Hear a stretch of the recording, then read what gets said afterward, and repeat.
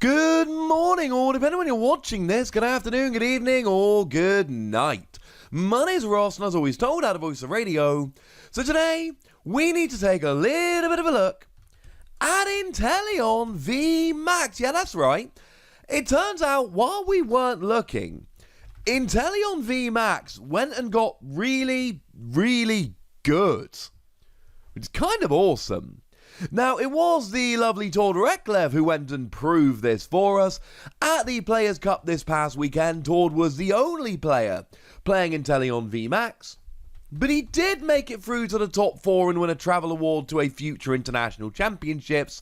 So we're not just talking about a deck that was played by a good player, we're talking about a deck that did very well, that was played by a good player. So let's start off having a look at Inteleon VMAX then. Now we've got the usual gigantic HP, 320 in this case. And what we've got are 2 attacks. The first attack, 60 damage for 1 energy. You may put an energy attached to your opponent's active Pokemon into their hand. It's fine if your opponent is struggling to attach enough energy to get a good attack off. And it's decent damage for a single energy, but it's not really what we're looking for. The main thing we're looking for here is max bullet. 160 to your opponent's active, and 60 to one of your opponent's bench. And essentially what you're doing here is 1-hit KOing single prize Pokemon, 2-hit KOing multiple prize Pokemon. A couple of exceptions, we'll get there in a moment. But while you're doing so, you're hitting 60 to the bench. And 60 to the bench is a 3-hit KO on a Dedenne GX, for instance. It's a 3-hit KO on a Crobat V, for instance, each of which, of course, give up multiple prizes. They're 2 prize Pokemon. Or if your opponent's got lots of 60 and 70 HP Pokemon on the bench, we'll be able to take them out. No surprise here, we're playing Galarian Zigzagoon. That's how you get from 60 to 70. We'll get there in a moment. And essentially that's what we're doing. Because you see, if you look at the big, gigantic Pokemon that we're seeing played at the moment, Eternatus isn't 1-hit KOing you. You're not 1-hit KOing Eternatus. But you can be doing damage to the bench and sneaking extra prizes that they don't. You're not 1-hit KOing Zacian, and Zacian isn't 1-hit KOing you. But you are hitting them on the bench, and that's kind of funny. Now, there are a couple of weird ones. Of course, Centiskorch VMAX, you very much are 1-hit KOing.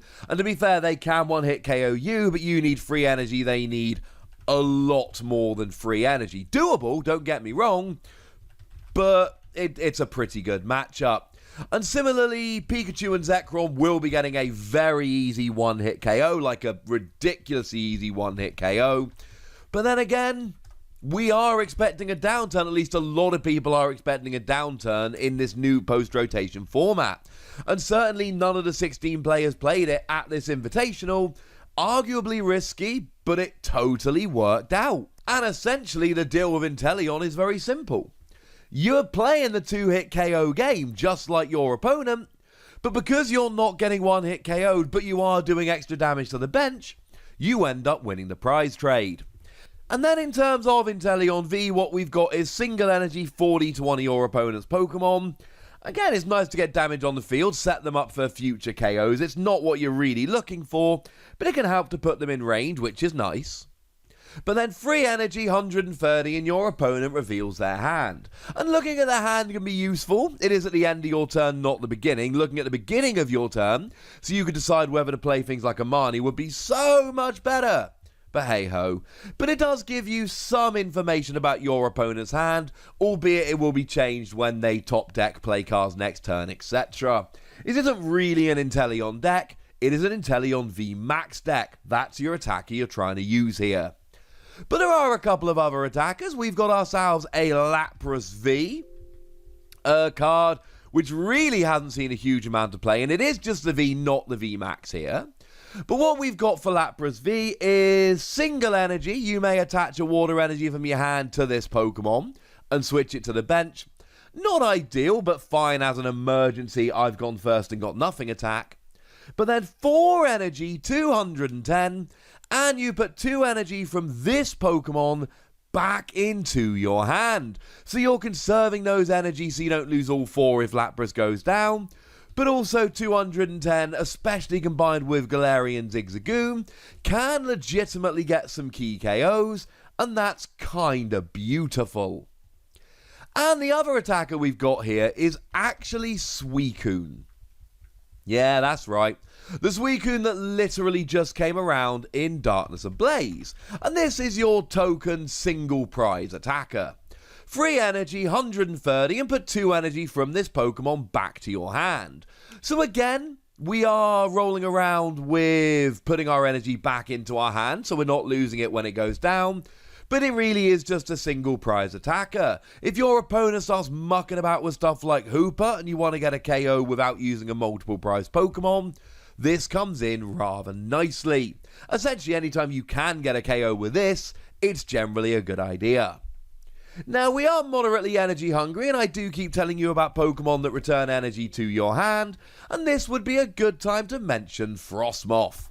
Frostmoth allows you to attach as much water energy as you like from your hand to your benched water Pokemon, and it is extremely important to remember that it only accelerates to your benched water Pokemon, not your active. People forget that. Don't be one of those people. So okay, fine, it's a little bit more awkward to get your energy rolling, but I think generally most of the time you're going to be okay. Now, I have mentioned a few times Galarian Zigzagoon, and we do play Galarian Zigzagoon, and we do play Scoop Up Net to pick it up and reuse it. It can also work as like a switch for Suicune, but it's generally there for Galarian Zigzagoon. And the reason essentially is, you're not always quite doing the numbers. Eternatus VMAX has got 340, so Inteleon is 20 away from getting a 2-hit KO. That's not ideal. Something like Jirachi has got 70 HP, so the residual 60 to the bench won't quite get a KO, etc. Lapras is 30 damage short of a 1-hit KO on Pikachu and Zekrom. All of these can be fixed rather nicely using Galarian Zigzagoon and Scoop Up Net. And then we just see 2 copies of Crobat and 2 copies of Dedenne. These are your support Pokemon. Crobat lets you draw until you've got 6 cards in your hand. Dedenne lets you discard your hand and draw 6 cards. They are very, very nice for consistency. They are the cards that are basically played by everybody. They're pretty gosh darn good, if I'll be honest with you. They help you get set up. And this, incidentally, is a deck that needs to get set up. You need your Frostmoth, you need your attackers, etc. Now, in terms of energy, we just play water energy. That's what you need. We're not mucking around with anything else because this is what Frostmoth accelerates. And you do need to get your attackers rolling because these are not cheap attackers, so there we go. In terms of your trainers, it is worth noting there are a couple copies of Capacious Bucket here. Lets you search your deck for 2 water energy and put them into your hand. Makes life an awful lot easier to get that energy, which, as previously mentioned, is pretty gosh darned important here. And then we've actually got Training Court. I know. Training Court, it's actually, I've seen this in a bunch of deck lists lately after not seeing it in basically any deck list ever. Essentially, every turn it lets either player, well, the active player, put a basic energy card from the discard pile into their hand. And again, you're playing this deck that needs lots of energy, but can accelerate lots of energy from their hand, just so long as they have the energy to oh, look how that worked out. Now, I have already mentioned Scoop Up Net here, that's fairly important, and we've got 3 copies of Air Balloon, which will give through, well, it reduces your retreat cost by 2, but in reality, it gives free retreat to your Pokemon. It gives free retreat to Lapras. It gives free retreat to Frostmoth. It gives free retreat to Inteleon VMAX or Galarian Zigzagoon. It lets your Pokemon retreat for free. It's kind of cool. And outside of that, it really is just getting set up. We've got 4 copies of Quick Ball to go and get your basics. We see that in most decks around at the moment. We've got 4 copies of Pokemon Communication to swap a Pokemon in your hand for 1 in your deck. We've got 2 copies of Evolution Incense to go and get our Evolution Pokemon. And of course, this is a deck where you do need your VMAX and your Stage 1, so you do need them quite nicely. And then we got 4 copies of Professor's Research, discard your hand, draw 4. 4 copies of Marnie, both players shuffle a hand and put them on the bottom of their deck, you grab 5 cards, your opponent gets 4. And 3 copies of Boss's Orders to drag one of your opponent's bench Pokemon from the bench to the active. Very, very standard. We have a couple of tricks like Capacious Bucket, Scoop Up Net, Training Court, and then it is just full bore consistency. Because this is a deck that's got the matchups right now, and that is the whole point of this deck. It is a matchup deck.